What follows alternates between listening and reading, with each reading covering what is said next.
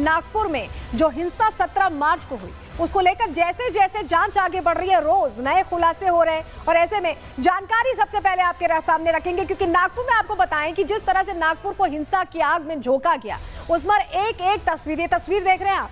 ये वो लोग हैं जिन्होंने हिंसा की और पूरे नागपुर को जलाकर रख दिया, लेकिन अब इनका हिसाब तय है। एक एक शख्स के चेहरे से नकाब उतारने की तैयारी है। कैसे, चलिए बताते हैं आपको। तस्वीर आपको सबसे पहले दिखाते हैं, क्योंकि अब जो औरंगजेब गैंग है वो एक्सपोज हो चुका है, उनकी तस्वीरें सामने आ चुकी है। देखिए, एक एक की पहचान हुई है और ये एक्सक्लूसिव तस्वीरें जो हम आपको दिखा रहे हैं, ये इसलिए दिखा रहे हैं क्योंकि एक एक को आइडेंटिफाई किया गया है। जिन जिन के चेहरे पर नकाब था, सबके चेहरे से अब नकाब उतरेगा और कार्रवाई होगी, एक्शन होगा। और ये वो सीसीटीवी फुटेज है जब प्लानिंग की जा रही थी, हिंसा को लेकर प्लानिंग की जा रही थी, और अब प्लानिंग एक्सपोज हो चुकी है। वो चेहरे एक्सपोज हो चुके हैं जिन्होंने नागपुर को हिंसा की आग में झोंक दिया था, क्योंकि अब आरोपियों की पहचान शुरू हो गई है। क्यों हम ऐसा कह रहे हैं, चलिए जानकारी जल्दी से आपके सामने रखते हैं, क्योंकि 17 मार्च को जो कुछ हुआ वो हम सभी ने देखा। नागपुर हिंसा के आरोपियों की तस्वीरें अब सामने आने लगी हैं।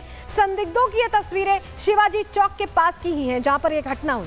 नागपुर पुलिस की जांच के दायरे में है ये सभी संदिग्ध, सबकी पहचान हो रही है। तस्वीर आप यहां पर देख पा रहे हैं। पुलिस इन सभी संदिग्धों की पहचान कर रही है, तस्वीरों को एक एक करके आइडेंटिफाई कर रही है, पूछताछ चल रही है। इनमें से कुछ की तो पहचान हो भी चुकी है और गिरफ्तारी की जा चुकी है।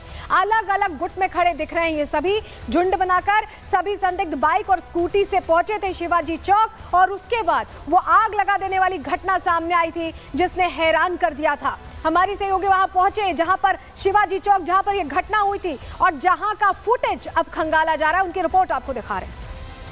तेजी से इस पूरे मामले में इन्वेस्टिगेशन की जा रही है। इन संदिग्धों की पहचान करके उनकी गिरफ्तारी का काम किया जा रहा है। बाकायदा सबूत भी इस पूरे मामले में जुटाए जा रहे हैं। जिस जगह पर मेरी मौजूदगी है, ये वही हिंसा का पूरा इलाका है और यहीं पर ही तमाम जो फोटोज हैं वो पुलिस एडमिनिस्ट्रेशन इकट्ठा करते हुए नजर आ रहे हैं। मैं आपको तस्वीरें यहाँ पर दिखाऊंगा, आप देखेंगे तमाम फोर्सेज यहाँ पर डिप्लॉय है और खास तौर पर आप इस गाड़ी को देखिए, मोबाइल सर्विलेंस वैन यहाँ पर साफ तौर पर डिप्लॉय की गई है। लेकिन ये संदिग्ध क्या है, ये संदिग्ध इकट्ठा होना शुरू होते हैं 4 बजे के बाद से। उसके बाद से उनकी मूवमेंट पर आप जब देखेंगे तो कुछ लोग बाइक पर आते हुए आपको नजर आ रहे हैं, कुछ लोग बाइक पर बैठे हुए हैं, कुछ लोग 4-5 लोगों के ग्रुप्स में खड़े हुए हैं। और एक कॉमन बात आप ज्यादातर तस्वीरों में देखेंगे कि मोबाइल फोन सबके हाथ में है और वो मोबाइल फोन वर्किंग कंडीशन में है, यानी कि कोई किसी से बात कर रहा है तो कोई किसी को कुछ टेक्स्ट मैसेज भेज रहा है। और कल किस तरीके से डीसीपी साइबर सेल ने इस बात को कंफर्म किया था कि अफवाह बहुत तेजी से फैलाई गई, एडिटेड वीडियो बहुत तेजी से फैलाए गए, म्यूजिक लगाकर अलग अलग कंटेंट, आपत्तिजनक कंटेंट लगाकर जो वीडियोस है वो बहुत तेजी से सर्कुलेट किए गए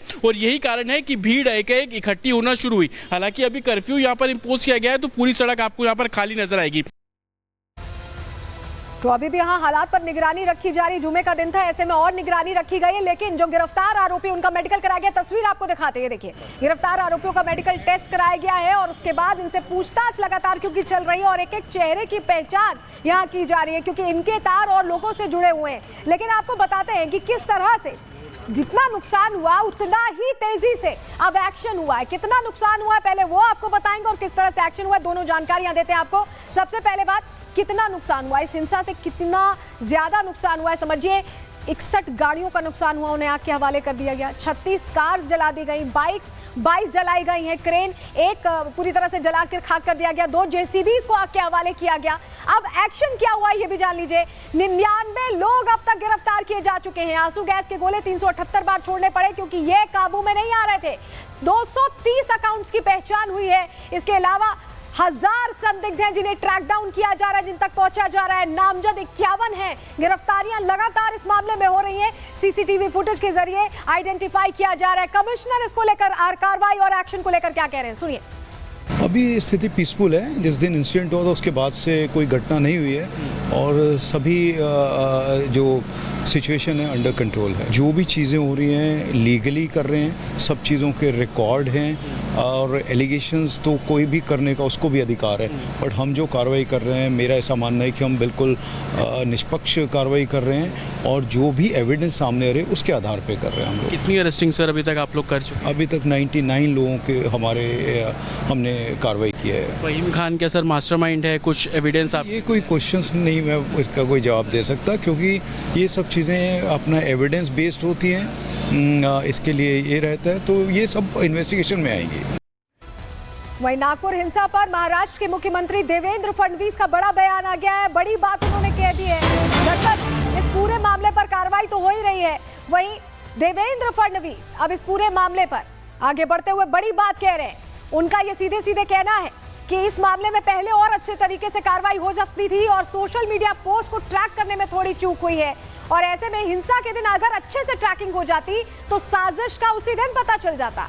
दंगाइयों की योजना क्या थी ये पुलिस पहले से जान जाती अगर ट्रैक डाउन कर लिया जाता सोशल मीडिया के जरिए। सोशल मीडिया से अफवाह फैलाकर भीड़ इकट्ठा की गई, ये मुख्यमंत्री देवेंद्र फडणवीस कह रहे हैं, क्योंकि काफी नुकसान उस हिंसा से हुआ। तो आप समझिए जिस तरह की हिंसा हुई उससे हर कोई हैरान है, क्योंकि आपको बताते हैं कि गिरफ्तार आरोपियों को मेडिकल कराया गया, उसके बाद कोर्ट में भी पेश किया गया। वो तस्वीर भी आपको दिखा रहे हैं, कोर्ट में पेशी हुई है, क्योंकि ये फहरिस्त बहुत लंबी है। ये जो अपराधी हैं जिन्होंने नागपुर को पूरी तरह से झुलसा दिया, उनकी फहरिस्त बहुत लंबी है और उनको लगातार पकड़ने की कोशिश चल रही है। इस बीच कोर्ट भी ले जाया गया, लेकिन अब ये नागपुर के जो दुश्मन थे वो आइडेंटिफाई हो चुके हैं। वो सोशल मीडिया अकाउंट जिनसे भीड़ को इकट्ठा किया गया, वो मास्टरमाइंड जिसने नाबालिगों को भी इसमें शामिल कर लिया, हर एक पर पैनी नजर प्रशासन पुलिस की दिखाई दे रही है। रिपोर्ट देखिए।